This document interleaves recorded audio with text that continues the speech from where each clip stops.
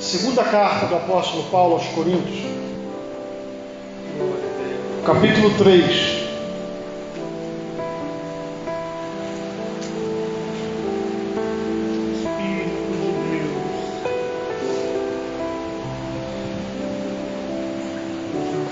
Segunda carta do apóstolo Paulo aos Coríntios.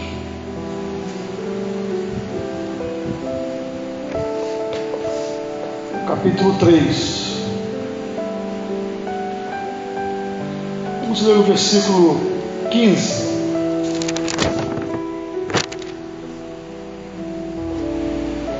E até hoje, quando é lido Moisés, o véu está posto sobre o coração deles. Mas quando um deles se converte ao Senhor, então o véu é-lhe retirado. Ora, o Senhor é Espírito, e onde está o Espírito do Senhor, aí há liberdade. Mas todos nós, com o rosto descoberto, refletindo a glória do Senhor, somos transformados de glória em glória na mesma imagem, como pelo Espírito do Senhor. Glórias a Deus. Podeis tomar assento em nome de Jesus.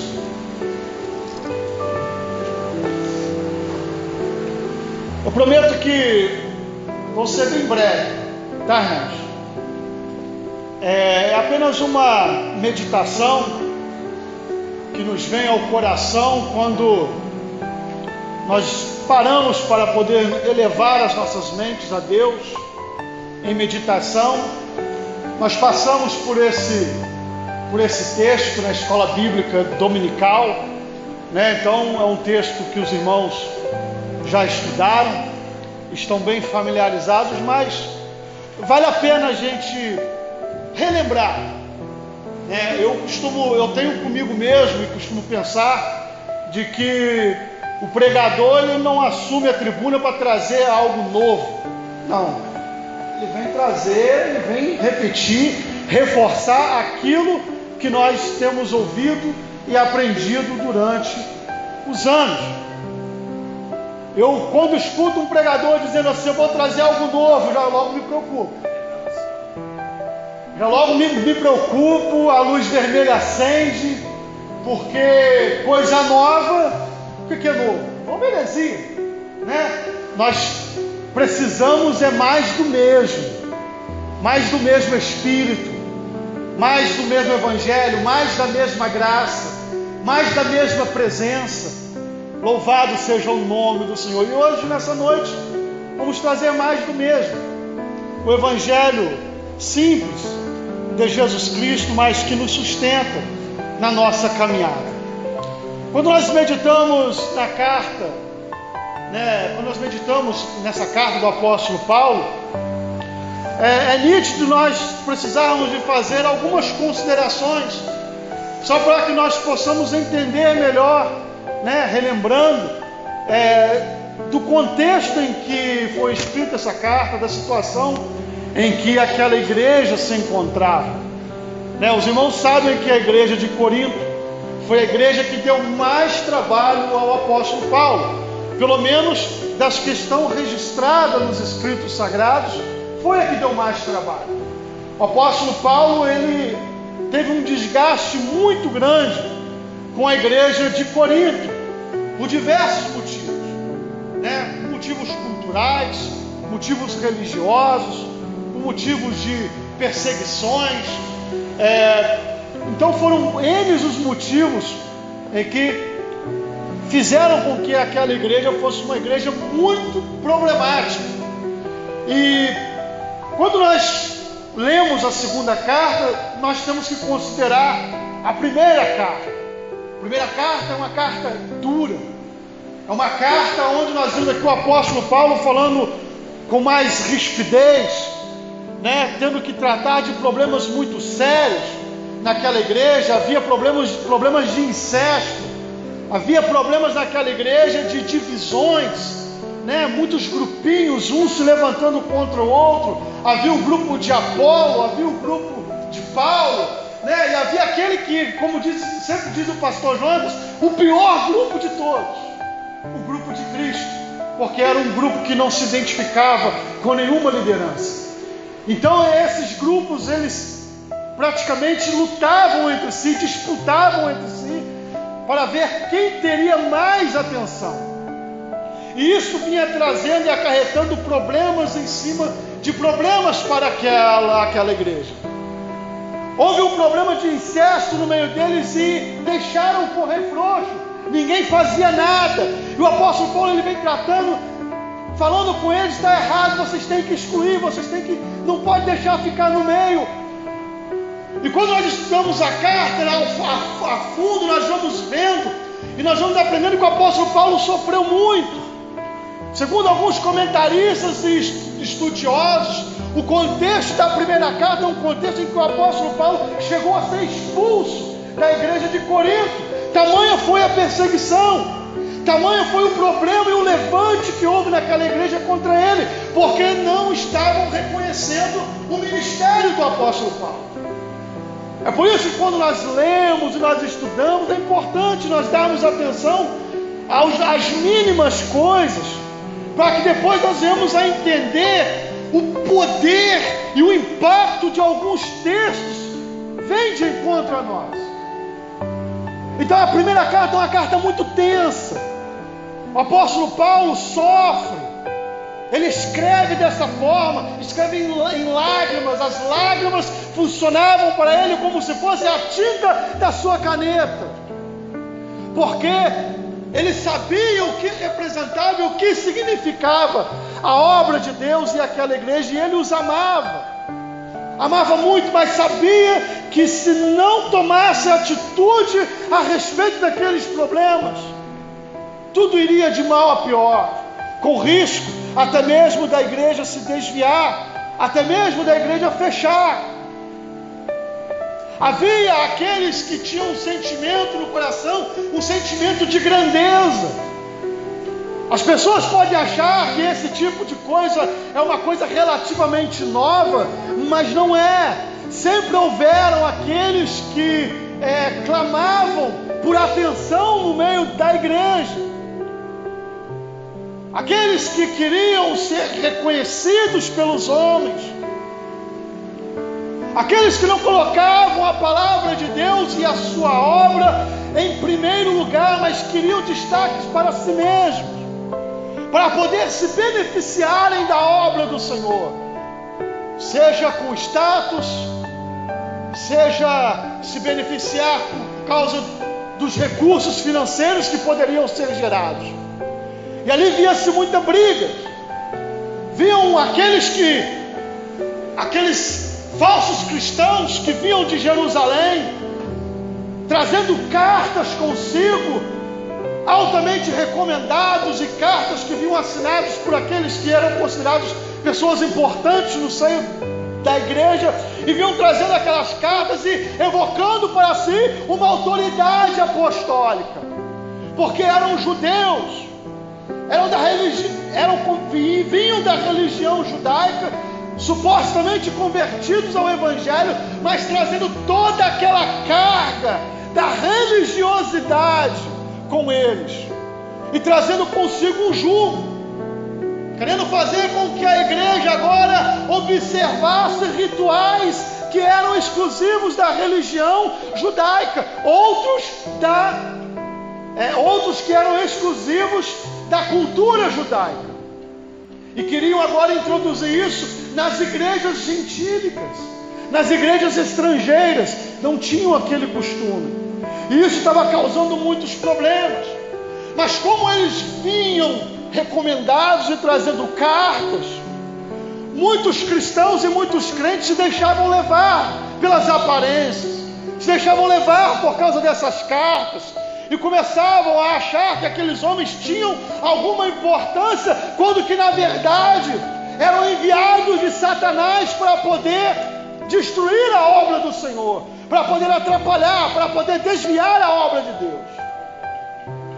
E nós vemos o apóstolo Paulo aqui fazendo uso da sua autoridade apostólica, não de aparência, não de cartas recomendadas por qualquer apóstolo ou por algum pastor, mas ele começa agora a dizer e falar sobre o seu ministério, dizendo que ele não precisava de cartas escritas por homens, porque a carta dele eram os próprios coríntios, era a própria igreja, que era o resultado da obra e do poder de Deus através da sua vida e do seu ministério.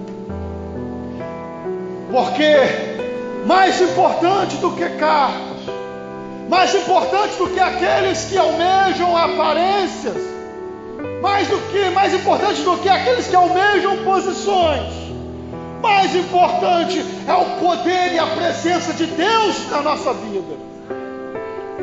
É isso, essa é a recomendação, essa é a vocação que o apóstolo Paulo, ele vem fazendo e ele vem trabalhando. Segundo os comentaristas, foram 4 cartas, 2 aprove a Deus que fossem preservadas para que nós pudéssemos fazer uso dela hoje. 2 se perderam.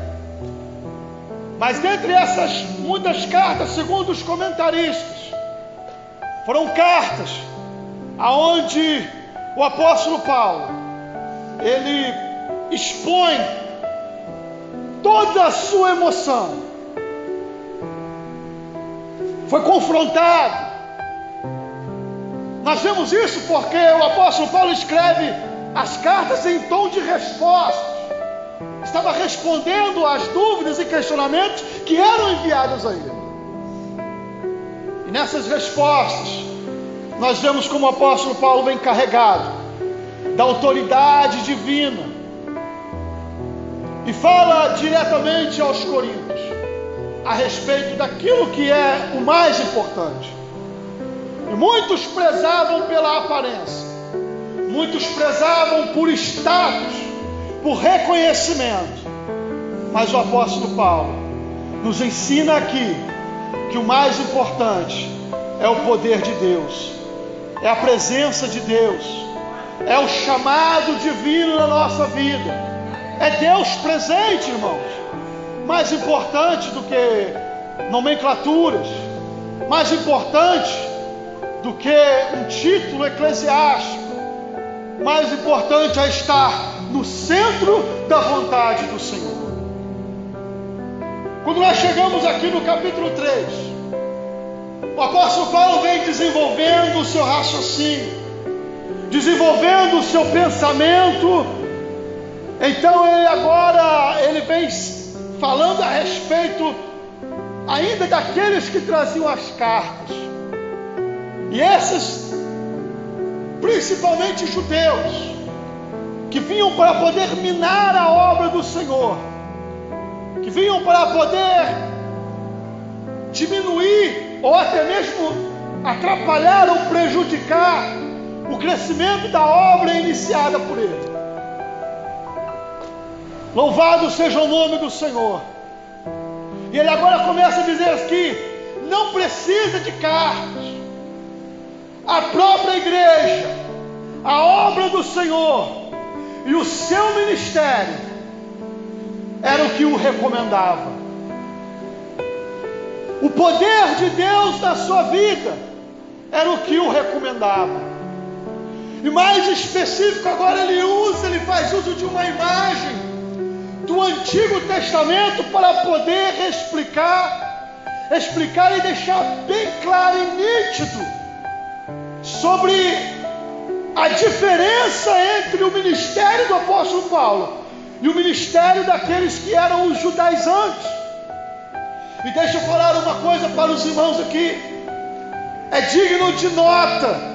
Nós entendemos que ainda hoje esse tipo de prática tem permeado em muitos templos, em muitas igrejas, práticas judaizantes, querem trazer símbolos da antiga aliança para o culto cristão, querem trazer símbolos como réplicas da arca da aliança, querem trazer, por exemplo, como o shofar e o tocar na hora do culto, e usam-se o quepá.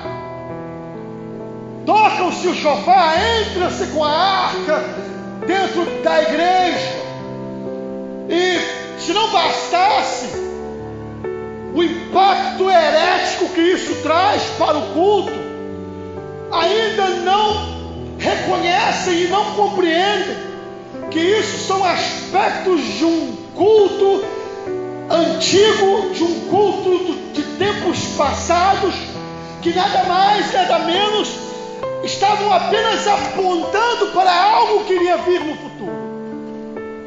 E nós vemos aqui, quando nós observamos com mais cuidado a palavra do Senhor, nós vemos aqui o apóstolo Paulo tratando a respeito disso, quando ele vai fazer uso de uma imagem do antigo culto, da antiga aliança.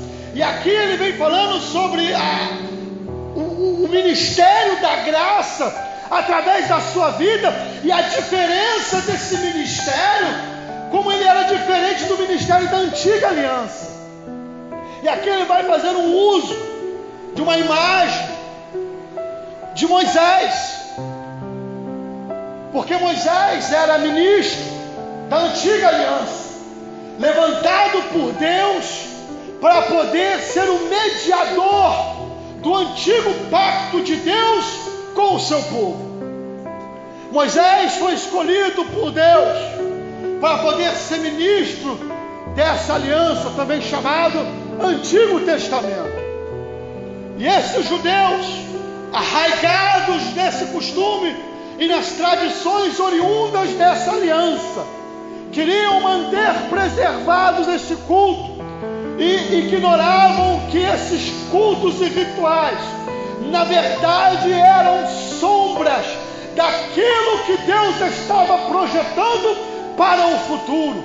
Eram apenas sombra daquilo que haveria de vir. Louvado seja o nome do Senhor. E se Moisés era ministro da antiga aliança, ele, o apóstolo Paulo, juntamente com os demais cristãos, eram ministros da nova aliança. Aleluia! Não mediadores, ministros, porque mediador é o nosso Senhor e Salvador Jesus Cristo. Louvado seja o nome do Senhor. Mas todos os cristãos, ministros do Evangelho do Senhor Jesus Cristo, são ministros desse novo pacto, dessa nova aliança. Preste bem atenção aqui. E o que não ficava claro ainda para eles é que como era importante e muito mais importante o ministério da nova aliança, o ministério do novo pacto. E nós só podemos entender ao certo dessa importância quando nós entendemos o antigo pacto, quando nós entendemos a antiga aliança, o contexto dessas coisas, como elas ocorreram. Nós sabemos que Deus escolheu um homem, chamou Abraão, na terra da Mesopotâmia, no lugar, aleluia, onde hoje provavelmente seria o Iraque. Deus escolhe um homem, chama Abraão do meio da sua parentela, faz a ele promessas de que da sua descendência seriam abençoadas todas as nações da terra. Louvado seja o nome do Senhor. E os irmãos conhecem bem a história, né? Abraão teve um filho chamado Isaac. Depois Isaac teve a Jacó. Jacó teve os seus 12 filhos. Eles desceram para o Egito por causa de uma grande fome que havia acontecido na terra de Canaã. E no Egito eles ficaram e foram escravizados durante 430 anos. Louvado seja o nome do Senhor. 430 anos não são 430 dias, não são 430 semanas, são 430 anos. É muito tempo, meus irmãos, são mais de 4 séculos. Aquele povo não apenas aguardando uma promessa, mas aguardando uma promessa e sendo duramente escravizados pelo povo egípcio. E aqui nós vemos que aquele povo estava ali escravizado, aquele povo totalmente tomado pela cultura da sua época, pela religião da sua época, e estavam ali como que perdidos, estavam ali se sentindo talvez abandonados, talvez menosprezados e esquecidos, mas deixa eu dizer uma coisa: Deus não esquece das suas promessas, Deus não esquece das suas palavras. Às vezes nós temos as promessas de Deus por tardia, mas a promessa de Deus, ela nunca é tardia, porque Deus não se atrasa, aleluia, porque o tempo do Senhor não é o tempo do homem. Era necessário que aquele povo sofresse aquelas tribulações, para que depois pudessem glorificar o nome do Senhor, quando Deus os libertasse. Louvado seja o nome do Senhor. Passado os 430 anos, aleluia, Deus aparece a Moisés, aleluia, chama-o e o separa para uma grande obra, e diz para ele: vai lá e liberta o meu povo que está cativo. Eu vou tentar resumir o máximo possível. Deus então escolhe a Moisés, e Deus começa a tratar com Moisés face a face, de uma maneira diferenciada, de uma maneira incomum. A Bíblia diz que Deus falava com Moisés face a face, ainda que Moisés não via a face do Senhor, mas ele estava diante da presença. A Bíblia vai dizer, aleluia, que Moisés falava com o Senhor, e o Senhor falava com Moisés como quem conversa com um amigo. E aqui eu quero ressaltar algo que é digno de nota, pois que Moisés subia à presença de Deus, diante da glória do Senhor, diante da presença. Nós vemos que Deus dá poder, Deus dá autoridade a Moisés, liberta o povo com poder e com grande glória, envia as pragas ao Egito, humilha Faraó, aleluia, faz uma coluna de fogo e uma nuvem para proteger o seu povo, abre o mar vermelho, mata o exército egípcio que perseguia o povo do Senhor. Muitas foram, aleluia, as manifestações poderosas de Deus, aleluia, através desse ministério da antiga aliança, através da ministração de Moisés para com aquele povo. Louvado seja o nome do Senhor. E um dia Moisés aparece diante do Senhor naquele monte, falando com Deus face a face. Mas Moisés não podia ver a face do Senhor, mas ele faz um pedido inusitado, quando ele vira para Deus e diz: rogo-te que me mostres a tua glória. Louvado seja o nome do Senhor. Ainda na antiga aliança, ainda na aliança antiga, onde as coisas não eram tão claras, onde a presença de Deus era selecionada, apenas algumas pessoas tinham o privilégio de serem cheias do Espírito Santo. Ainda na antiga aliança nós vemos pessoas com sede de Deus, pessoas com sede da presença do Senhor, mesmo diante de tantos sinais, de tantos milagres. Moisés ainda chega na presença do Senhor e diz: Senhor, eu quero ver a tua face. Aleluia. Moisés, tu viu o cajado se transformar em serpente? Moisés, a tua mão transformava em lepra, e você colocava de volta, ela ficava limpa. Moisés, tu viu a água transformar em sangue. Moisés, tu viu cair fogo e enxofre do céu. Tu viu muitas coisas, Moisés, tu viu o mar se abrir. E Moisés diz: Senhor, eu quero ver a tua face. Senhor, eu quero ver a tua glória. Aleluia, irmãos. No antigo pacto, nós vemos um homem querendo ver a face do Senhor. E não se engane, ele sabia das implicações do pedido que ele estava fazendo. Porque ver a face de Deus significa morrer.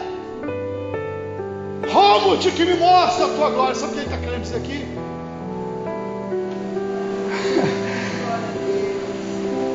Nem que eu morra, não tem problema, mas eu quero mais da tua presença.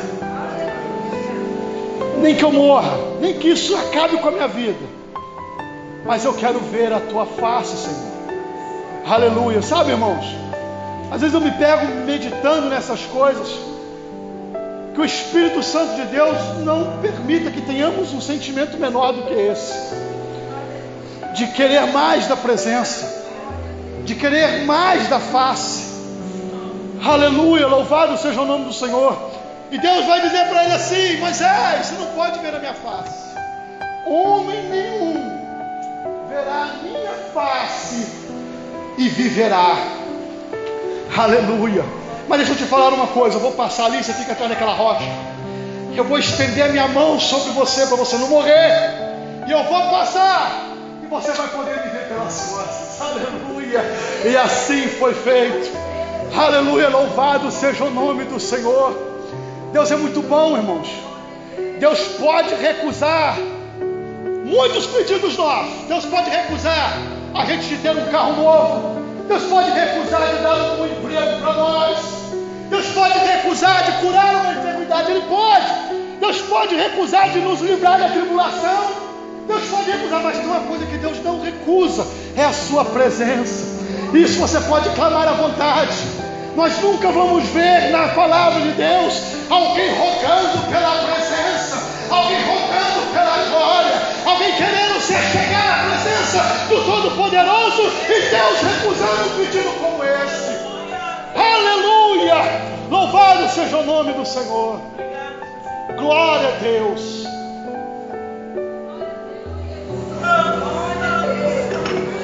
Eu não esqueci do apóstolo Paulo não, tá, irmãos? Eu vou voltar lá. A antiga aliança, igual agora o apóstolo Paulo começa a trabalhar esse conceito de como era a antiga aliança e a diferença para o novo pacto. E aqui nós vemos Moisés, mediador da antiga aliança e ministro do Antigo Testamento. A Bíblia vai dizer que Moisés passou tanto tempo na presença de Deus, que quando ele desceu do monte, o povo ficou espantado.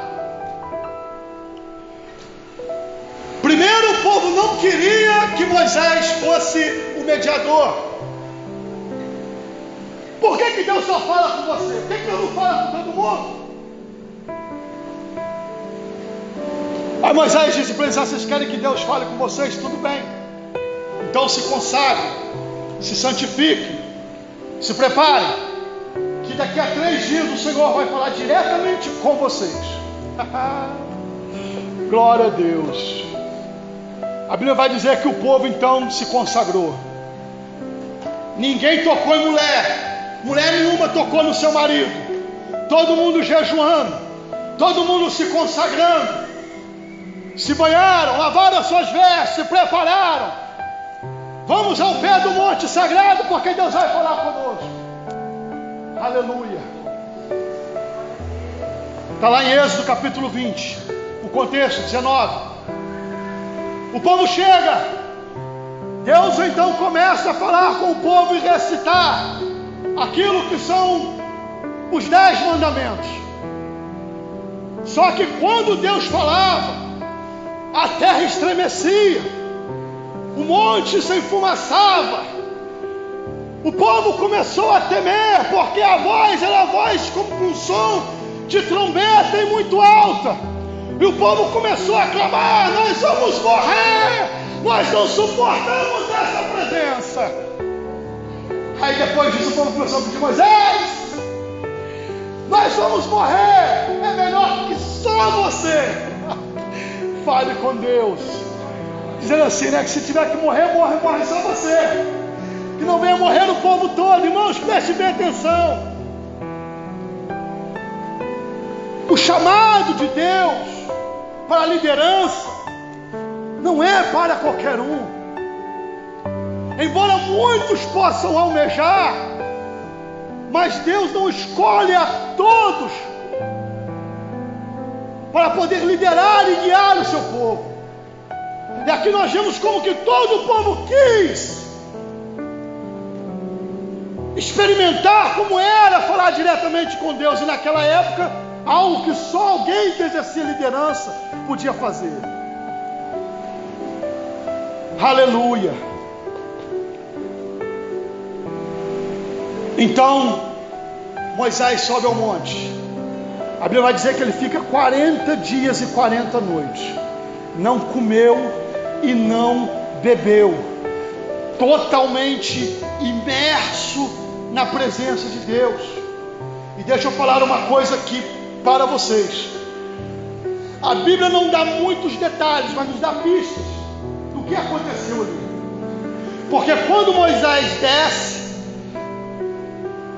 com as recomendações de Deus para a construção do tabernáculo, nós vemos Deus dizendo para ele assim: Moisés, tome o cuidado para fazer exatamente como eu te mostrei. Aleluia. Irmãos, Moisés foi imergido no mundo espiritual. Deus mostrou a ele coisas que com certeza estão além da nossa compreensão. Deus mostra a ele coisas extraordinárias e manda eles reproduzirem. É óbvio que havia uma dificuldade muito grande. Então Deus resolve o problema. Ok, eu vou colocar o meu espírito sobre aqueles que vão trabalhar para fazer essas peças, senão não vão conseguir fazer, porque são coisas do mundo espiritual. E o mais interessante é que tudo isso, os objetos que foram feitos, primeiro o tabernáculo, depois o templo que foi erigido em adoração a Deus, tudo era sombra, tudo estava apontando para algo maior que haveria de vir. E o problema é de que os judeus, aqueles que eram judaizantes, antes, não entendiam naquela época da igreja de Corinto, e ainda não entendem hoje, quando querem trazer esses objetos para o meio do culto cristão, é de que essas coisas só serviram para poder apontar para algo de maior que haveria de vir. O apóstolo Paulo vai fazer uso agora dessa imagem. Moisés passa 40 dias e 40 noites na presença de Deus e vem descendo o monte. Aleluia! E a Bíblia vai dizer que quando ele desce do monte, o seu rosto está brilhando. Aleluia! Há um brilho sobre a face de Moisés. E o povo fica apavorado e começa a correr. O povo começa a correr porque eles ficam espantados. É a presença de Deus, é a glória de Deus que está refletida sobre a face daquele homem. Gera temor, gera tremor no coração daquele povo. A solução então é encontrada. O povo com medo, porque não era o rosto de Moisés, não era a glória de Moisés, era a glória de Deus refletida. Moisés então pega e coloca um véu sobre o seu rosto, cobre o seu rosto com um pano. E aqui, essa é justamente a imagem que o apóstolo Paulo está usando para poder demonstrar para eles, esse é o argumento, para demonstrar para ele o que significava a antiga aliança. Moisés ia ter com Deus, conversava com Deus face a face, mas ele descia do monte com a sua face brilhando, ele precisava colocar esse véu. Mas com o passar do tempo, passou os anos, com o passar dos dias, aquele brilho ia diminuindo, aquele brilho ia desvanecendo, até que por fim acabava, e então aquele véu podia ser retirado. Quando Moisés voltava para a presença de Deus, novamente a sua face brilhava, e ele descia, colocava um véu na sua face para cobrir o seu rosto. Mas com o passar dos dias, o brilho ia diminuindo, ia desvanecendo até que se acabava. E aqui está a diferença. O apóstolo Paulo estava dizendo: assim é o antigo pacto. O antigo pacto é uma glória, é um brilho que atemoriza, é um brilho que nos causa impacto, mas é um brilho que vai desvanecendo, porque ele tem tempo, ele tinha um tempo para se cumprir. Aleluia! E agora está usando o argumento de que o fato de que o antigo pacto desvanecia-se nessa glória estava apontando para uma nova glória que haveria de vir. Estava apontando para um novo pacto que haveria de vir. Aleluia! Louvado e engrandecido seja o nome do Senhor. Eu já estou encerrando. Aleluia! Glórias a Deus. E aqui o apóstolo Paulo agora ele não vai menosprezar o antigo pacto. Não é isso. Não é menosprezo. É apenas mostrar para ele que aquilo tinha um tempo. Aquilo tinha um propósito a ser cumprido.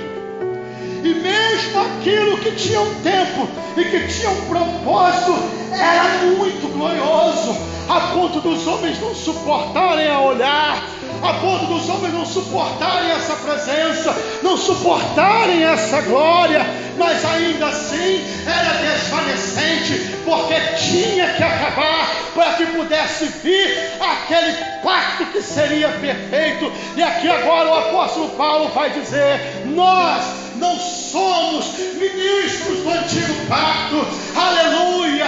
Nós não temos um véu cobrindo o nosso rosto e tampando a glória de Deus para que os homens não possam olhar, não possam contemplar. Nós somos ministros de um novo pacto, nós somos ministros de uma nova aliança, aonde nós olhamos e enxergamos com o rosto descobertos e contemplamos face a face a glória de Deus. E cada vez que a gente contempla, a gente reflete, contemplando, refletindo de glória em glória a imagem de Deus Pai através de Jesus Cristo, o mediador da nova aliança. Oh, aleluia! Glórias a Deus! Vamos nos colocar de pé nessa hora. Em nome de Jesus eu já estou encerrando. Aleluia! Todas aquelas coisas apontavam para aquilo que haveria de vir. Aleluia! A arca da aliança simbolizava a presença de Deus. Aleluia! Glórias a Deus!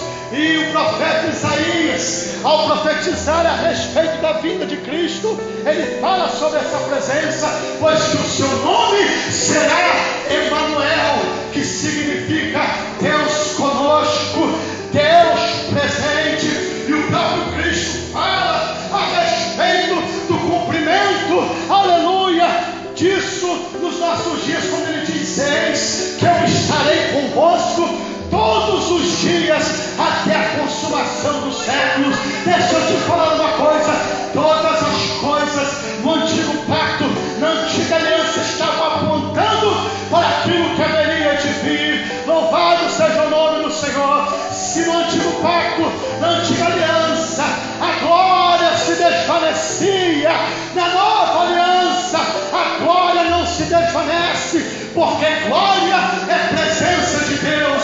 E agora a presença de Deus não está no tabernáculo, a presença de Deus não está mais no propiciatório de uma arca de uma aliança, a presença não está no santo dos santos de um templo. Sabe onde ela está? Aleluia! Está dentro de você, está dentro de você, está dentro de você, está dentro de nós. Aleluia! Jesus disse assim: se alguém me ama, guardará a minha palavra, viremos eu e o Pai e faremos nele morada. Aleluia! Glória a Deus! Agora não tem mais glória que se desvanece, não tem brilho que escurece. Deixa eu te falar uma coisa: nós agora somos ministros de uma nova aliança.